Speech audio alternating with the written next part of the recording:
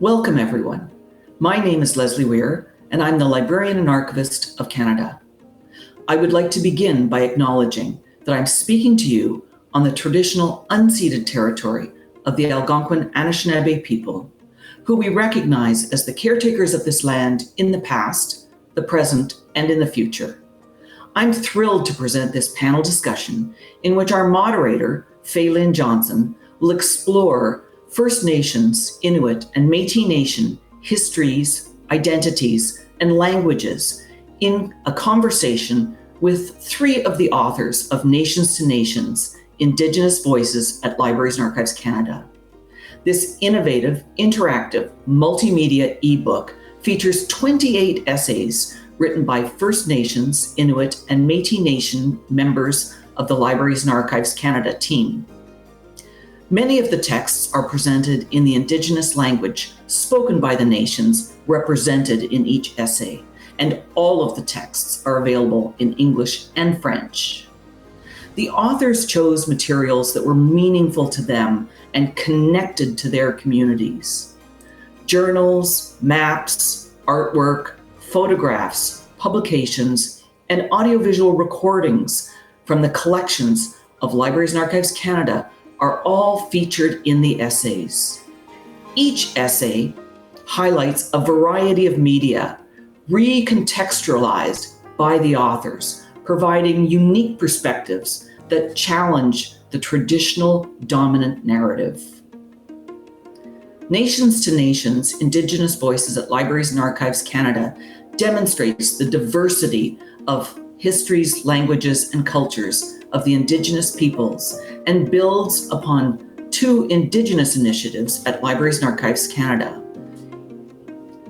We are here sharing stories and listen, hear our voices. This incredible new resource offers a unique reading experience and a look into a selection of documentary heritage materials of First Nations, Inuit, and Métis Nation found in the collections at LAC. The ebook can be downloaded free of charge in iBooks format for Apple devices and EPUB format for Android devices. I am simply amazed by the effort, passion, and true collaboration shown by everyone involved in this innovative ebook. Hearing these stories from Indigenous peoples themselves in their own words is just one of many steps along the path to reconciliation. And now, without further ado, I would like to introduce the moderator of today's panel, Falen Johnson, who is Mohawk and Tuscarora Bear Clan from Six Nations Grand River Territory. She is also a journalist with CBC Radio and co-host of the podcast, The Secret Life of Canada. Falen is joined by three remarkable authors, Elizabeth Kawenaa Montour, Bear Clan, Kahnawake, Mohawk, Heather Campbell, Inuk artist and writer, and Will Benoit, citizen of the Métis Nation. Over to you, Falen. Thank you, Leslie. So this is a massive undertaking. This work includes 28 essays by Inuit, Métis, and First Nations authors. And the works are presented in their respective languages where possible, but also in French and English.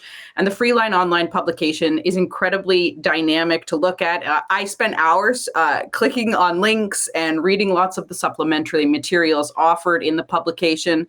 And the publication also includes journals and maps and artwork, publications, all from Libraries and Archives Canada. And you can really fall down some rabbit holes in the best possible way. And I want to say congratulations to all of you contributors for your work. I learned so much from your work, and I look forward to falling down more of these rabbit holes in this fantastic publication. I have to say my favorite thing about this is the recontextualization that this publication does. I think far too often Indigenous people are viewed from behind the glass, and our stories and our histories are positioned from an outside gaze. And I think that this work really challenges the dominant narrative and provides a more accurate perspective of our stories and our histories. I myself am Mohawk and Tuscarora from Six Nations, and I do not speak my language, which has always been a bit of a sore spot for me, as I think it is for many Indigenous people across this land and beyond. So I think it's resources like this where I can see, hear, and engage with the language. And that gives me hope that I'll be able to keep picking up the little bits that I do.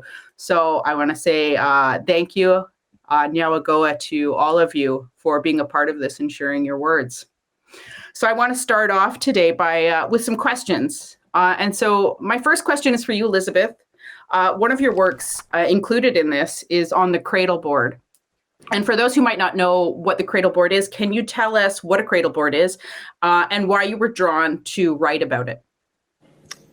Well,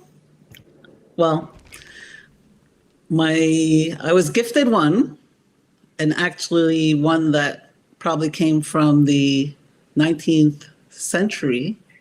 So it's one you would see in a museum, and it was given to me by my mother-in-law. She toured on her house, and I don't know if she actually found it in there or she had it, but she gave it to me. I already had 2 children, so it was my 3rd daughter. We worked on getting it up to par. We had to put together all the pieces, the pad, and pick the materials, and I had to consult some of my cousins to find out how to bundle the baby into the board, and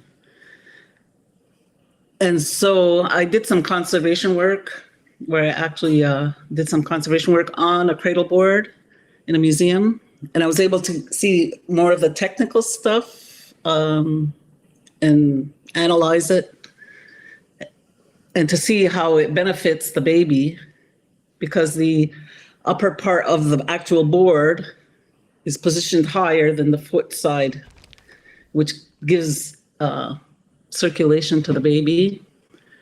And seeing the structural components, like the handle, giving protection to the baby's head. And, it's a fascinating piece that has probably developed over centuries, and being able to actually use it for my own daughter and seeing the benefits, it was, it really made me connect with cradle boards and understand it being a mother, and trying to pass that knowledge on to the future for other generations, people who will go out there and put their children in cradle boards, get new cradle boards constructed, or use the ones that are passed on through their families. It's a great tool to have to raise your child. So yeah, that's why part of it. And I mean, I wondered if part of the reason that you selected, writing or speaking about the cradle boards was because it is a piece of technology that a lot of different Indigenous nations use, and that it sort of stretches across Yes. the land. Did that play a part in you selecting it? Yeah, I applied it in my writing to First Nations because I was able to find more information on that, and it stretched out to the west. And going out west, your materials change. Maybe on the West Coast, they use more. They'll either carve some out of wood, or they'll use basketry. So they'll use different materials. And even north of where I'm up, it's the Algonquin and the Cree people, and they'll use a different system where it's the basic cradle board, but they'll have a bunting bag that they'll place the child in. So they just remove the whole bag from the board, which is something we don't do. So there's a wide variety as you move across the country from coast to coast. And Heather, in your work in this publication, it sheds some light on something that I'd never heard about, and that's the influence of Moravian missionaries on language preservation. Maybe not something that people would necessarily always put together, missionaries and language preservation. Can you tell us a bit about that? One of the articles I write is about the Moravians, and they were Christian missionaries that came over from Germany in 1765, I believe it was.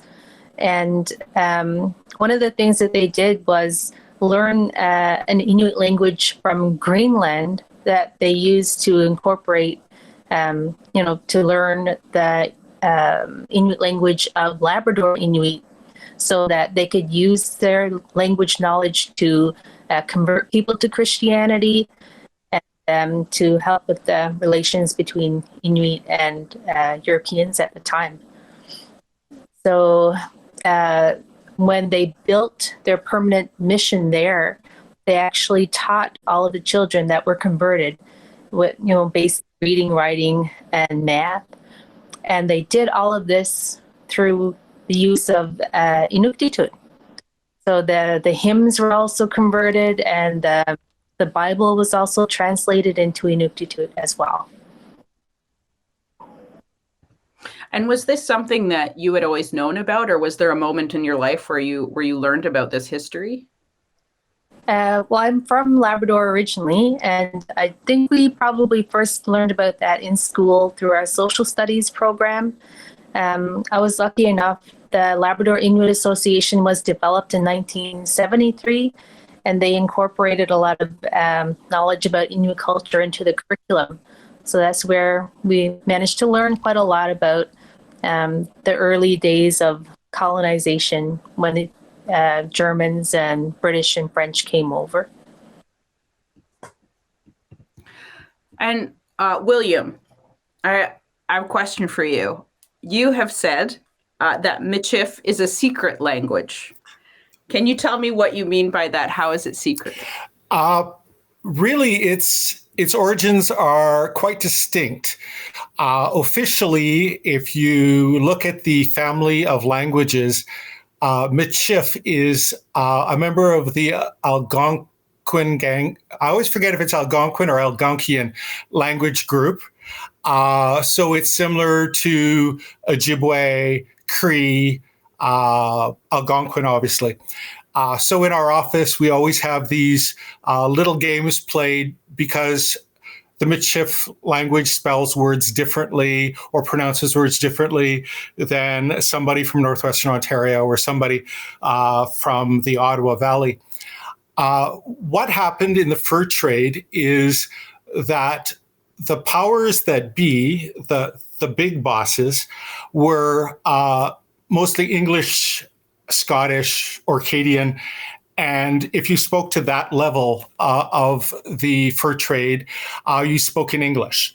The middle bosses and those that were based in Montreal at Lachine, where the Hudson's Bay Company had their offices, you would speak to them in French. We always call those the bourgeois, the middle bosses. And then the language of the fur trade on the streets, so to speak, along the rivers and in the forests, was actually Cree. That was the lingua franca of the fur trade. Michif, which is a language which includes Cree words, Plains Cree words mostly, and French words, it was used as an intra-group language. So what happened is that Métis people spoke it among themselves, but when they spoke with others outside of their group, they would speak either a different Indigenous language, such as Cree, or they would speak French or English. But among ourselves, we spoke a language. It's called Michif.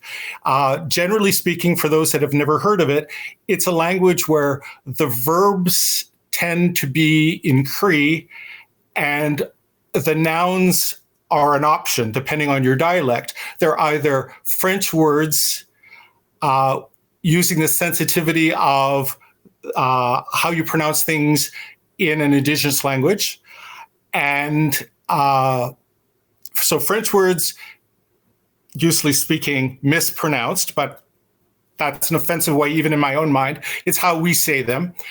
And then there is an option for a Cree word. There are situations today where the language is so small and so specific that when we try to translate something into Michif, we need our elders to think of what the word would be. So when I spoke last to you about Michif being a secret language, we were talking about the fact that until the 1980s, few people outside of Western Canada knew that it existed. And if they did, they had disparaging names for it. The one I remember as a child was Bush French. It wasn't considered its own language. It was just considered that we were ill-educated. But because it was a small intra-group language, it has one of the most difficult challenges moving forward with language retention, because there wasn't a huge number of people speaking it. Whereas you can meet non-Indigenous people that have learned Inuktitut, or you can meet people who are non-Indigenous learning Cree or one of the other languages. It doesn't happen, generally speaking, with the Michif language. One of the things that I remember reading and hearing years ago is the best language the world generally knows, which is a secret language, is Roma, which is the language of that community, the group that we formerly would refer to as Gypsies. It's hard to figure that anyone would want to learn their language, so it was kept within themselves. And William, you've also said storytelling informs language. I'm Yes. curious if you could explain what you mean by that to us. The interesting thing is that when I think of stories are the key to communication. How you see your world, how you want to express yourself to someone else, a different generation. It's about the story. So the words tend to be those words that allow you and facilitate the story. It's not there like the words on the back of a prescription bottle or the ingredients on a food list on the back of your packaging, where the words are created for clarity of science. They're not there for clarity of the expression. And there are turn of phrases that are specific to Indigenous groups. There are ways to refer to place, way to refer to each other. One example that I would give is the English word cousins. In the Métis Nation community, and I'm a citizen of the Red River Métis from Manitoba, we refer to our brothers and sisters as brothers and sisters, and our first cousins as brothers and sisters. And everybody who the genealogists would say are second, third, and fourth cousins are considered cousins. And it's funny because among ourselves, we know who we're talking about. The language allows us to express our kinship without strict terminology like second cousins twice removed and all those expressions that they use in English. So I can't think of any other examples at the moment, but I believe language, if it's used as a tool to build understanding and kinship and connection, they're not the same words as one would use if one was trying to scientifically define place and time. Yeah, I feel like that's the same in a lot of Indigenous communities. I feel like everybody's got a lot of cousins, or I've been accused of having a lot of cousins before, definitely. Elizabeth, I'm curious about your writing on Jacques Cartier in this book. It might seem like an unlikely subject for something like this. Can you tell me why you selected the subject? I like to know what has happened, how we got here today in our positions where we are, where we're living, why Montreal is the way it is, and to go as far back. So when I found that book and we were looking for language material, it was the earliest, one of the earliest vocabularies that were recorded by the explorers, translating the Iroquoian language, which I think I call it Iroquoian because they were using the Huron and the Mohawk in their translations when they made contact with our people. So when they first came down the river, and that was like 1535, they had 3 journeys, and 2 of the journeys they had the records from. And they mentioned wampum, which is a really important tool for us in our negotiation with the Europeans. And it's brought up there. It was, written, and they figured out, oh, this was wampum, and it was already being used as a contractual agreement, verbal, giving the Europeans the wampum. And in my blog, it talks about how they took captives of some of the people, and they promised they were going to return them. They brought them to France. They did come back once. They took the natives again, and the wampum was exchanged when they left, and the people didn't come back. They were never seen again. So, the contract was broken, right? And, so all this is recorded in the Jacques Cartier book or manuscripts.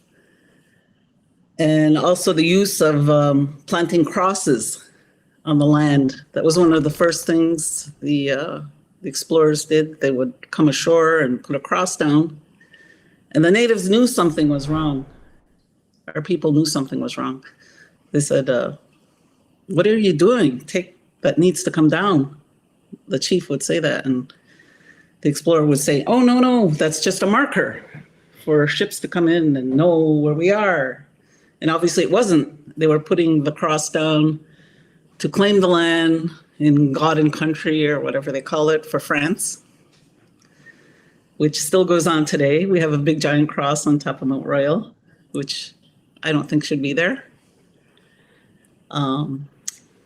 So I don't know how much more. No, I'm curious. I have a lot of questions. Yeah. Well, another thing that fascinated me with going through the material, I always thought when the explorers landed, they landed in Old Montreal, and they went up through where McGill is, where the village was actually, the Longhouse village, and they made it to the mountain. But on reading the book and figuring everything out, I don't know if anyone knows where Turcotte Yards are in Montreal. I think they changed the name now. But it's an intersection where we turn off the 20 to go to Kahnawake, but it's called Ville Saint-Pierre, and there's a canal there. That used to be a lake. It was called Lake Saint-Pierre. I'm sure it had an Indian name before, or Aboriginal name that they took away. So, and there were 2 rivers, and one river went to Old Montreal, and that's actually documented in the Pointe de Claire Archaeology Museum.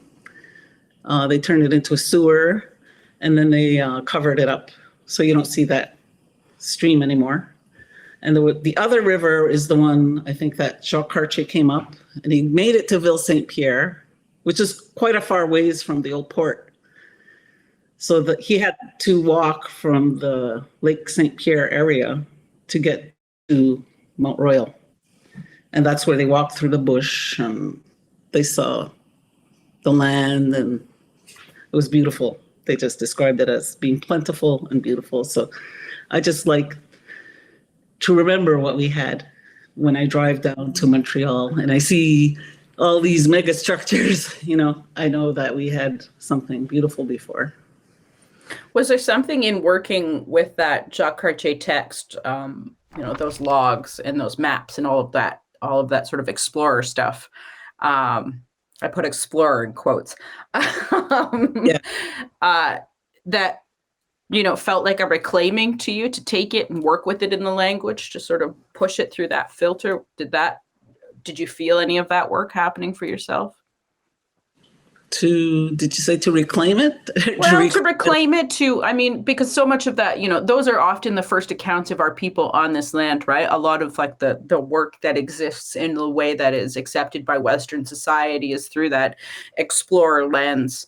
And so for me, looking at it, there was something really powerful in seeing the language, seeing that story told in the language. Did it strike you for me, it just felt kind of emotional reading that thing. I'm wondering if you had a similar reaction. Well, when I see the maps and now I know the island, there's an adjacent island to us north of Montreal, and it's called Laval. Now it's called Laval. And in the older maps, it's called Ile de Jesus. 1,000 years ago, was it called Ile de Jesus? I don't think so. So there's actually good work going on right now. There's a lady who's doing a PhD through Carleton, and she's not Native, but she's working with a lot of people in our community and other communities to do a lot of the place names of everything, of rivers, of areas, of communities, and they're putting it into a database, and they're going to be putting it out soon. So we're going to be able to type in the French or English name, and we're going to get the Kahnawake, which is Mohawk language, Kahnawake name, and it's just going to be more to learn for us. And another body of water that bothers me is Lake Champlain, which is just over the border from us, actually only half an hour between Vermont and New York State. That used to be called Mohawk, Lake Mohawk. I don't know if it was Lake Kahnawake, maybe, but now it's Lake Champlain. I'm like, it needs to go back to the name it should be. So we have a lot of work to do. Well, I'm glad that it's happening. I mean, it seems to be happening more and more, which I think is, you can see it within this work, right? Heather, I'm curious. I know that there are some really specific challenges about Northern languages and Inuktitut. I'm wondering, what challenges do you see in the preservation of Inuit dialects? I'm originally from Rigolet, Nunatsiavut, and that is the most southerly Inuit community in Canada, if not the world. And because we were so far south, we were colonized very early. And because the Moravian missionary didn't reach all the way down to where we were, we didn't have the benefit of having our language in those schools back in the 17 and 1800s. And I think because of that and the fur trade, as well as, it's impacted all Indigenous people, I think, it almost complete. We have one speaker left in our community that can speak our dialect of Inuktitut. And we often say that Inuktitut is one of the strongest languages, Indigenous languages here in Canada, which is true. But I think seeing the damage that was done in just, one generation makes you realize how fragile these languages are. And that's part of what I wanted to talk about in not only the Moravian article, but the article about Inuit-made publications. It's all of us recognizing that we have that need to preserve and protect, but revitalize the language as well. Can you tell us a little bit about the publications that you selected to highlight? Library and Archives has, of course, the archive side, but it also has the library side. And there's a large number of archival books that we ended up digitizing. But our first project was actually this ebook. So we were trying to get a good representation from all different regions across Inuit Nunangat, as well as writing systems as well, because we have the syllabic writing system, but we also have the system that two systems in like the West and the East that use Roman orthography.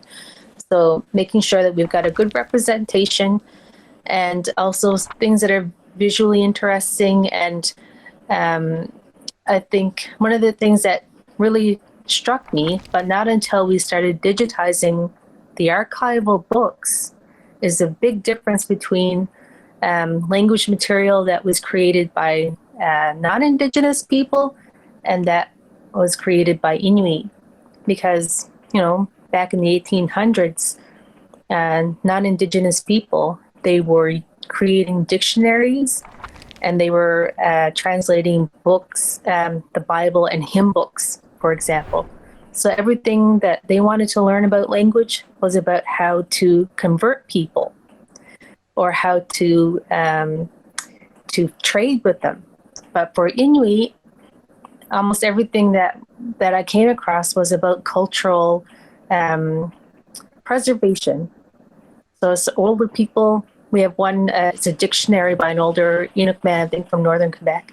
And it was all sort of tools and materials related to hunting and fish, like everyday life.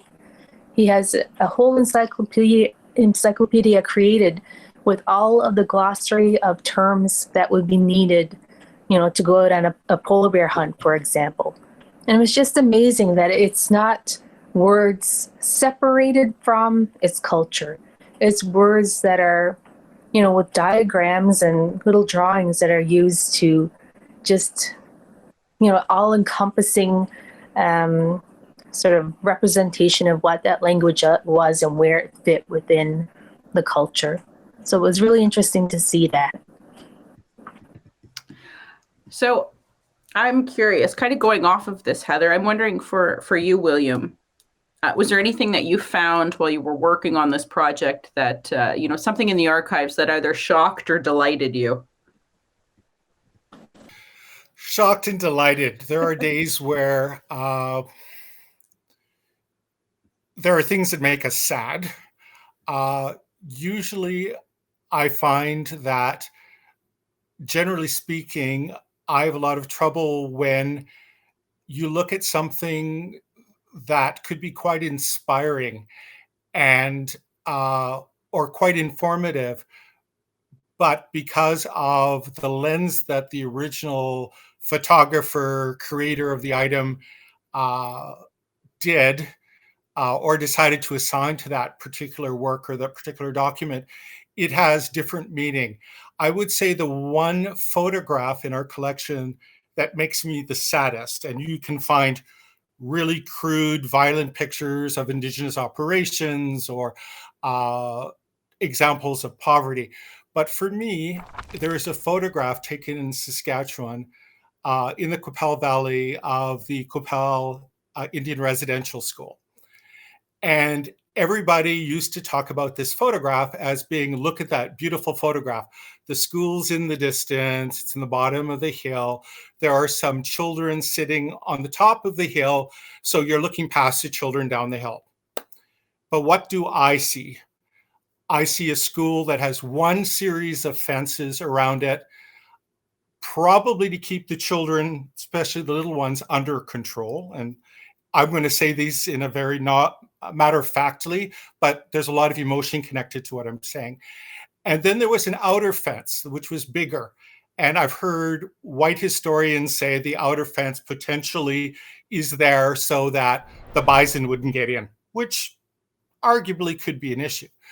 But what makes the picture sad, which nobody, unless you're sensitized to the photograph, will see, is outside the gate, there are tents and teepees, Red River cart, and horses.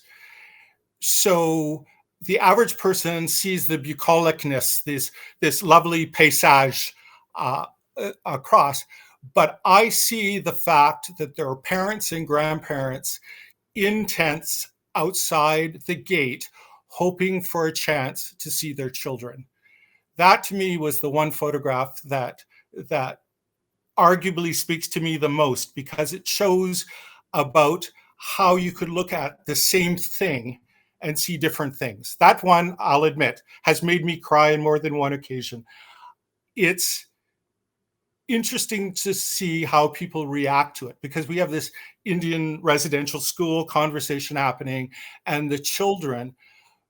But I think there's still a lot to be learned, because you can see more in things that you thought were neutral if you go at it with open eyes, a different interpretation. So that photograph of Saskatchewan, Qu'Appelle Valley, and the parents and the grandparents waiting for a hope of a glimpse of their children who were not allowed to visit them when they were waiting outside the school fence. Mm. What about for you, Elizabeth? Was there anything that you came across when you were doing your research that, stood out for you in any way, either in a good way or in a bad way? Yeah, it would be the Charles Cook Bonds or file. And he was a fellow in the second half of the 18th century, and he was a big force in recording language, mostly in the way of names, Kahnawake, Mohawk names. And he made a huge, I don't even know how big the list is, but it's at the Canadian Museum of History. They have a copy, and the original is in the American Philosophical Society. So I followed his life, where he lived in Ganassadage, which is about 45 minutes north of us, and where they had the Oka Crisis Rebellion in 1990. And that's where he was born. And then his family was moved out to a community called Wata, where they struggled for many years. But he managed, at that point, he just spoke Mohawk, and he was just 11 years old or something. And he learned, someone was able to teach him English. And that's how he ended up in Ottawa as one of the first civil servants, librarians at Indian Affairs. And he took the opportunity to do this work and make connections, I guess, to get things recorded. And it's such a valuable treasure that's being used today. And a lot of people didn't know about it. I didn't know about it. And so by me doing a Discover blog and putting it on the ebook, the information is going to be more out there where people are going to be able to go and access it, or access it from the people in the community that have or are working on his translations, because they're being worked on and interpreted. So a very valuable resource for our language. And that thrilled me the most. One of the most important things. And Heather, I know you mentioned some things that you found that definitely, you've had a reaction to, but I'm wondering if there's anything else that you were, that you saw, that you came across in your research that, you were able to take back to your community and share.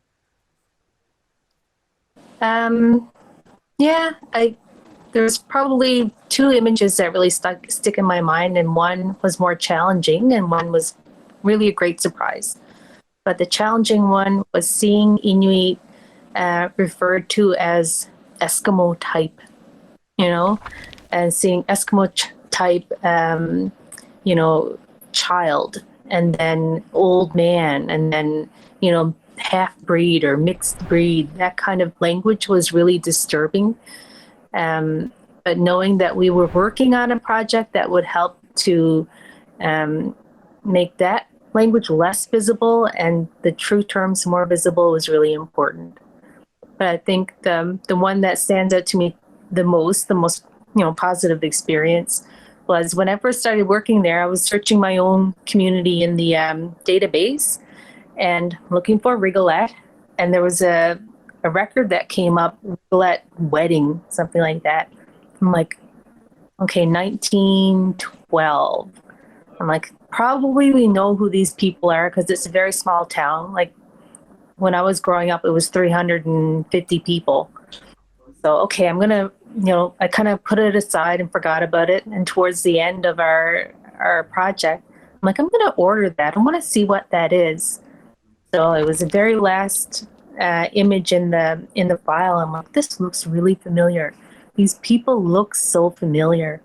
I'm like, I've seen them before. I recognize the clothing and the hair, especially the hairstyle and the hat. And it was my great grandparents' wedding photo. So I check with my mom quickly. I'm like, am I losing my mind, or is this my great grandparents? She's like, that's them, that's them. So I was able to post it on Facebook, and we were able to identify more people in the photo because it was them in the center and then their wedding party on either side of them. So, being able to write about that for the blog, as well as another well-known person, Kawenaa Montour, was in the photograph as well. So it was really nice to actually give the names to the people that were there and to highlight the story of Kawenaa as well through the blog. That was really special. That's amazing. I love that.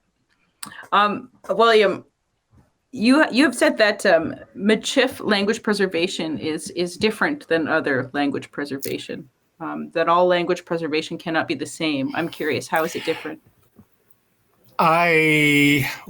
I'm not a language specialist, so this is about what I feel as compared to what answer you'd get from a specialist.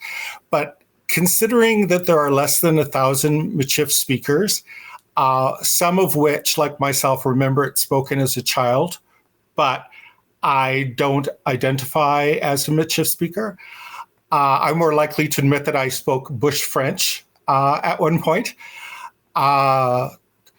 What happens now with the Michif language is that it's about teaching the children, and it's about standardization of language, and it's about figuring out words we could use so the language is useful moving forward. So there are concepts we use every day, even in the historical cultural community, that may not actually have a word connected to the concept. So there are a very limited number of elders, off the top of my head, I'm thinking less than 10, who do get together and discuss how we, moving forward, will articulate that idea and how would we spell it? Because in my childhood, and even when I was in my 20s, the Michif language was never written down. That's a new phenomenon. As a secret language, you talked about it with your aunties, you heard your cousins telling you things, and then the French Canadians in Manitoba would look at you strangely, or people would wonder what you were saying. So there was no written language. So that's a challenge. There is no real dictionary you could go to. So unlike Cree or Inuk, although they're also working on a standardized dictionary, there is the requirement to create the dictionary. There is a requirement to listen to the elders and glean whatever information that you can get from them. So there might be an elder that remembers something about when he fished on Lake Manitoba that you could add to a discussion from another elder who may have some hunting terminology, or somebody that has some farming terminology, or someone that has ethnocultural details about clothing or something like that.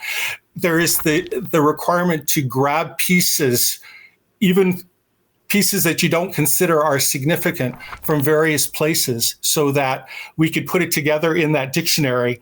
And then, unlike other dictionaries that you can figure out how to say it and figure out the spelling by looking it up, you need to find the concept, find the word, figure out how to spell the word, and then store the word for others to use it moving forward. A lot of the Indigenous languages have that problem, but I would argue the Michif language only started to do that post-1980s. So it's a relatively new exercise. So I have one final question, and this will be for, I think, everyone, if you can. But because we're talking about languages today, I'm wondering if you have a favorite word in your language. and what it is? Not to put you all on the spot, what it is and what it means.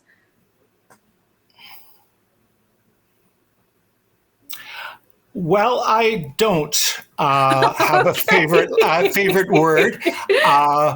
I always am amused by the conversation that happens when, as a Michif person, when I use it and I get responses from people. And it's the response that I enjoy. Sometimes it frustrates me. I said earlier that in Michif, there's often a French word and a Cree language word for the same concept. And if we use a simple word like thank you, in Michif, in the dialect of my particular people, which is called Heritage Michif, it's the one with the most French words in it, we would say metquetch, which I'll spell it out. It's MEEQWETCH. There's no double I's, there's no G's, there's an actual Q in it. And inevitably, when I write it, I get a response. Either I've misspelt it, I get people who will tell me that the word is misspelt. The Algonquins in the Ottawa Valley spell it this way. I will send notes to Indigenous Algonquin language speakers, a note saying Miigwech, and they'll quietly tease me and say, oh, by the way, the word is spelled this way. Just as a last comment, the other word is merci, for thank you. But we don't pronounce it merci like the French Canadian. We pronounce it marcy. And it has been standardized spelling-wise, but it's usually MAARSI or SEE. And I don't use it in Ottawa because Francophones in this region think I'm being disrespectful, or I've been dipping into the liquor because I don't say the word correctly, not realizing I'm saying thank you in my language to them, but they see it more as you're being disrespectful to French speakers. So I get a response with language because of the fact that Michif is its own language close to our first Indigenous Algonquin cousins, but at the same time that we're very different. And I just wanted to use two simple words to explain how it's a daily challenge. Well, merci for that. Thank you. See what I did there? Yes, I love that. Heather, how about you? Do you have a word that is either interesting to you or a favorite word?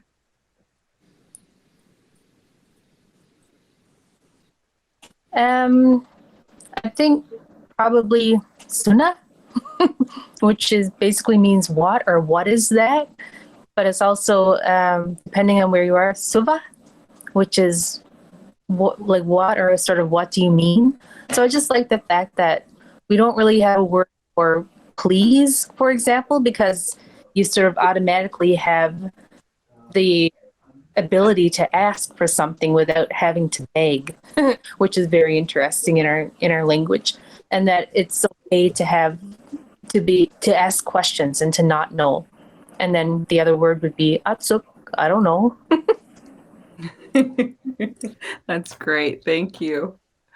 And Elizabeth, do you have a word?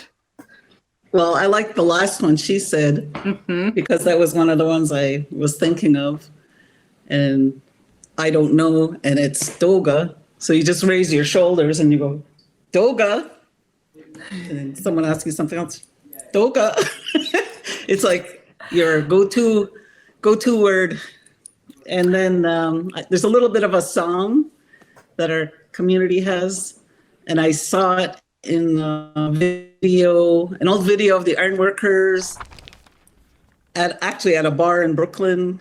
And somebody starts singing, and it goes like, Kahnawake, Tidawade. And there's a whole song after that. And I haven't been able to learn it. And I want to learn it. And basically what they talk about is they're singing that the men are coming home on the weekend from the ironwork in the States. Oh, that's beautiful. I want to hear that so bad.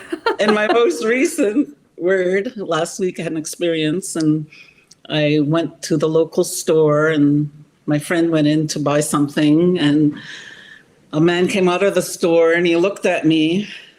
He might have been maybe 2 or 3 years older than me, and he was a speaker, and I'm not fluent or anything. I know words here and there.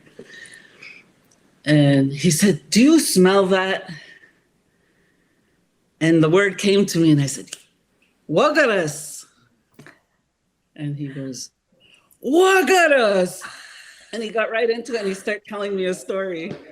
And Wagaras means it smells bad.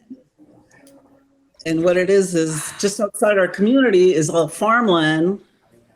And at that, every year at the same time, the smell comes in when they're fertilizing and spreading. And he explained it to me. They have all the manure, and it's put into a slurry. Just because I said the word to him in Mohawk, he told me the whole story of what the farmers do. And he just connected with me. So I was like, that was great. I need to learn more Mohawk. You and me both, Elizabeth. Well, I want to thank the three of you for taking the time today, but also for your time investing in the language in this resource, because it really is. It's quite a special thing, and I'm really excited to share it with people and to again get a little bit more lost in it, because it really is fantastic. So thank you. Nyawagoa. Nyawagoa. I'm sure you're gonna do great. Do a great job for it. Miigwech. Thank you.